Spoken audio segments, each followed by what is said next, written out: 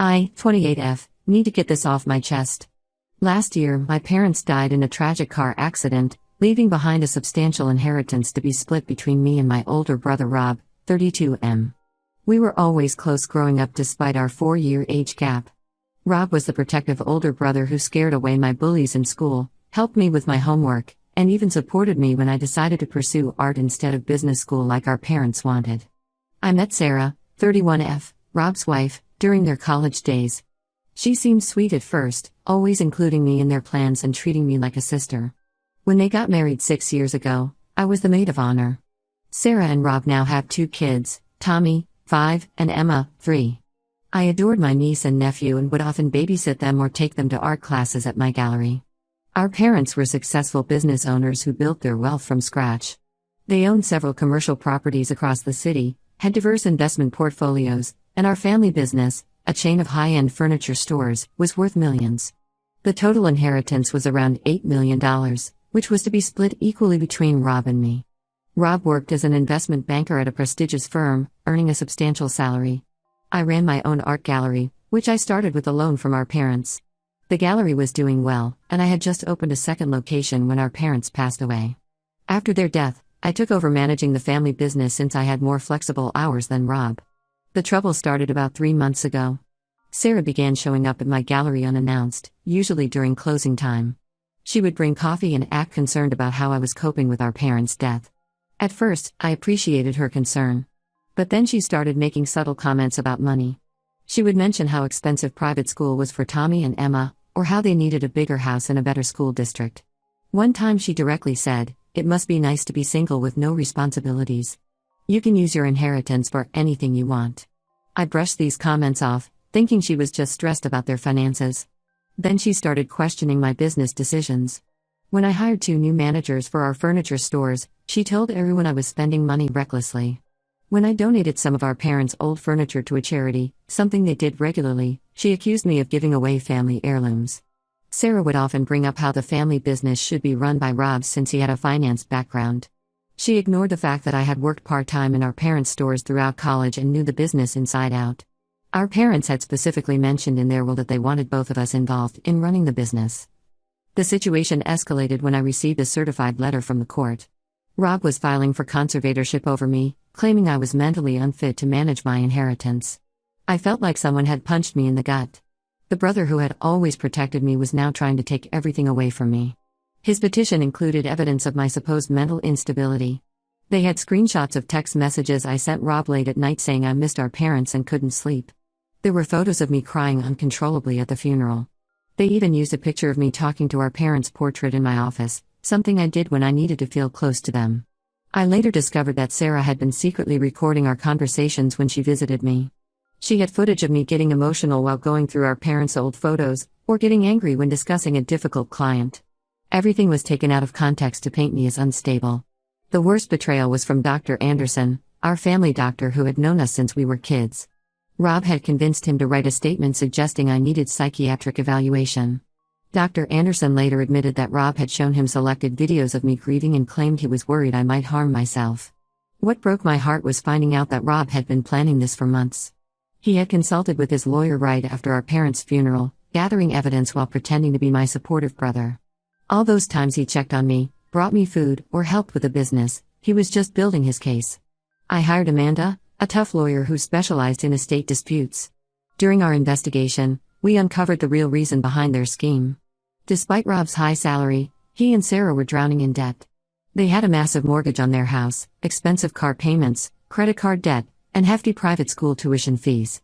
They had been counting on getting my share of the inheritance to bail them out. What made me furious was finding out they had already made plans for my share. They had drafted contracts to sell the family business to a competitor, something our parents had always refused to do. They had also lined up buyers for some of our parents' properties. The court proceedings were like a nightmare. Rob's lawyer tried to use my grief against me, suggesting that running an art gallery and managing the family business was too stressful for my fragile mental state. They brought up every emotional outburst, every sad text message, every tear I had shed since losing our parents. But Amanda was brilliant. She brought in a grief counselor who explained how my behavior was completely normal for someone who had suddenly lost both parents.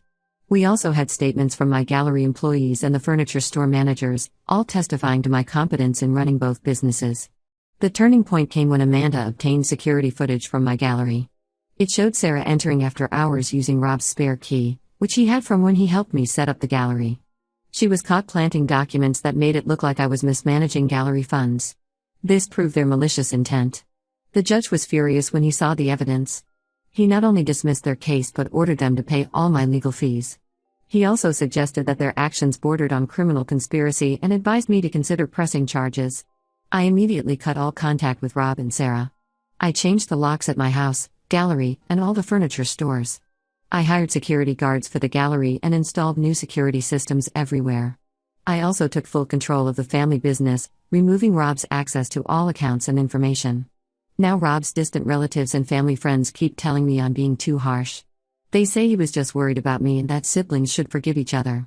But trying to have me declared mentally unfit just to steal my inheritance isn't something I can forgive. I've lost not just my parents, but also the brother I thought would always protect me. Update 1: I want to thank everyone who offered support on my original post. These past 3 weeks have been a roller coaster, and things have gotten even messier than before. After the court dismissed Rob's case, I thought things would calm down, but I was wrong. Rob and Sarah have started a full-blown smear campaign against me and our community.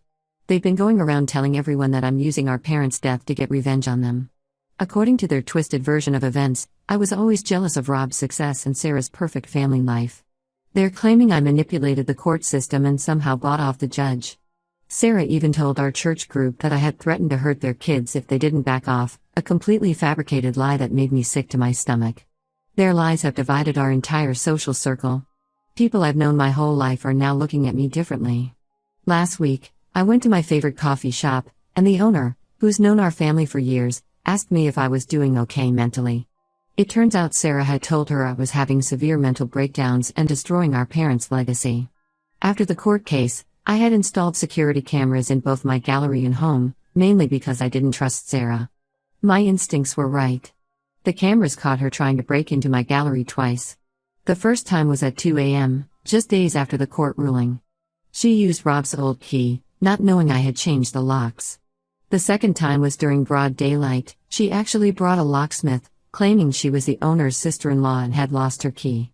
When the police confronted her about these break-in attempts, she put on an Oscar-worthy performance.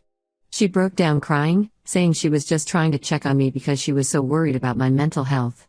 She claimed I had been sending her concerning messages. Completely false. I had blocked both her and Rob on everything. The police didn't buy her act, especially after seeing the security footage, and issued her a warning. But the biggest shock came from our Aunt Clara. She's our mom's sister and has always been close to both Rob and me. She called me last week, clearly upset, and asked if we could meet. Over coffee, she revealed something that made my blood run cold. 6 months before their accident, Rob had tried to convince our parents to change their will in his favor. According to Clara, Rob had gone to our parents with a PowerPoint presentation about why he should have majority control of the family business.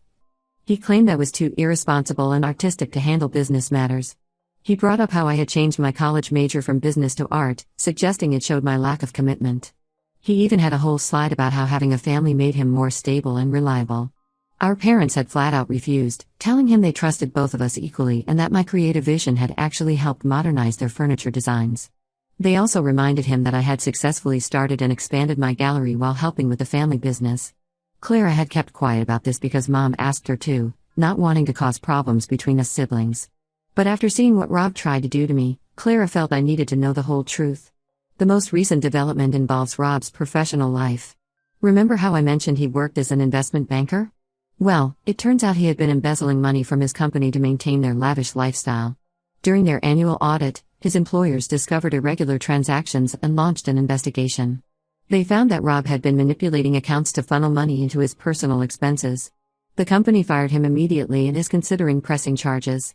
Now Rob and Sarah are facing serious financial troubles. They've had to put their $1.2 million house on the market. Their kids, Tommy and Emma, have been pulled out of their expensive private school. Sarah had to sell her designer handbag collection, and they've listed both their luxury cars for sale. The fallout has been severe. Several family members have been calling and texting me, pressuring me to help them financially. They keep saying, think about the children and Tommy and Emma shouldn't suffer for their parents' mistakes. My cousin Lisa actually suggested I should buy their house and let them live in it rent-free until they get back on their feet. These are the same people who, just weeks ago, believed Sarah's lies about my mental health without even asking for my side of the story. The same ones who gave me concerned looks at family gatherings and whispered behind my back about how unstable I seemed. Now they expect me to bail out Rob and Sarah? I'll be honest, sometimes when I think about Tommy and Emma, my heart aches. They're innocent in all this, and I love them dearly. Last week, Tommy's teacher, who's a friend of mine, told me he's been asking why he can't come to art classes at my gallery anymore. But I know I can't help them without enabling Rob and Sarah's behavior. They need to face the consequences of their actions. My gallery is doing better than ever, and the family business is thriving under my management. I've maintained my distance from Rob and Sarah, focusing instead on honoring our parents' legacy through hard work and honest business practices. Some people might think I'm being cold-hearted, but I believe I'm doing the right thing by standing my ground. I've learned that sometimes the people who should love and protect you the most are the ones capable of causing the greatest harm. But I've also learned that I'm stronger than I ever thought possible. I won't let their attempts to destroy me succeed. Update 2: The situation with Rob and Sarah has taken a completely unexpected turn. Last week, Sarah reached out to me through a burner email account asking to meet privately. She claimed she had important information I needed to know. Against my better judgment, I agreed to meet her in a public cafe, but I brought my lawyer Amanda with me just to be safe. What Sarah revealed during our meeting left both me and Amanda stunned. The whole scheme to have me declared mentally unfit wasn't Rob's idea at all, it was Sarah's from start to finish. She broke down crying, admitting that she had manipulated Rob into going along with her plan by showing him their mounting debts and playing on his fears about their children's future. The truth is far worse than I imagined. Sarah confessed they're over $2 million in debt, but not because of their lavish lifestyle like we all thought. Sarah has a severe gambling addiction that she's managed to hide for years. She had been gambling away their savings and taking out loans in Rob's name. She even admitted to stealing and selling some of my mother's jewelry that Rob had kept for sentimental value. Her addiction started small, online poker games while the kids were napping. But it escalated quickly. She began visiting casinos while claiming to be at yoga classes or mom group meetings. She maxed out their credit cards and opened new ones in Rob's name. When that wasn't enough, she took out personal loans using forged documents with Rob's signature. Rob apparently only discovered the full extent of their debt when his company's investigation revealed everything. The embezzlement I mentioned in my last update? That was actually Sarah too. She had figured out Rob's work passwords and had been transferring company funds to cover her gambling losses. Rob had no idea until the company confronted him with evidence. Sarah's confession didn't stop there. She admitted to being the one who spent months gathering evidence of my supposed mental instability. She was the one who edited our conversations to make me sound unstable. She even deliberately provoked me into emotional reactions so she could record them. The whole thing about me threatening their kids? She made that up because she knew it would turn people against me. The most shocking part was learning that Sarah had been planning this even before our parents died.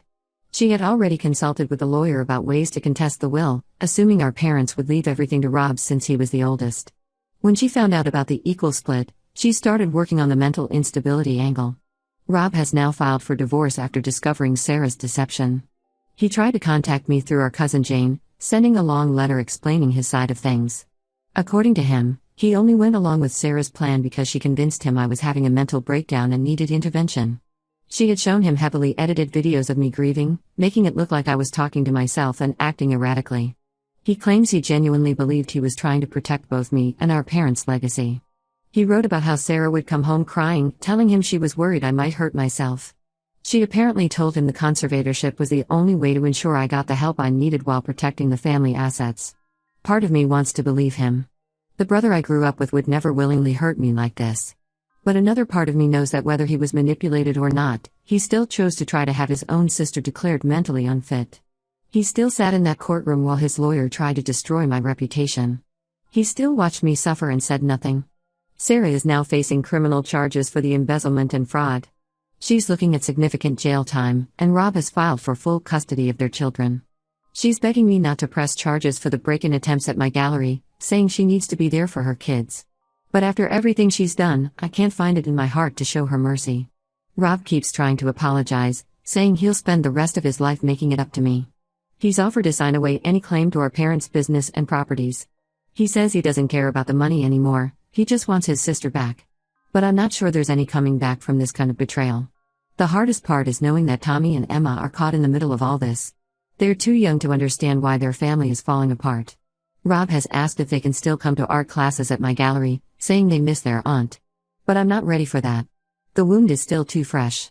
Update 3: These past 6 months have given me complete clarity about the whole situation.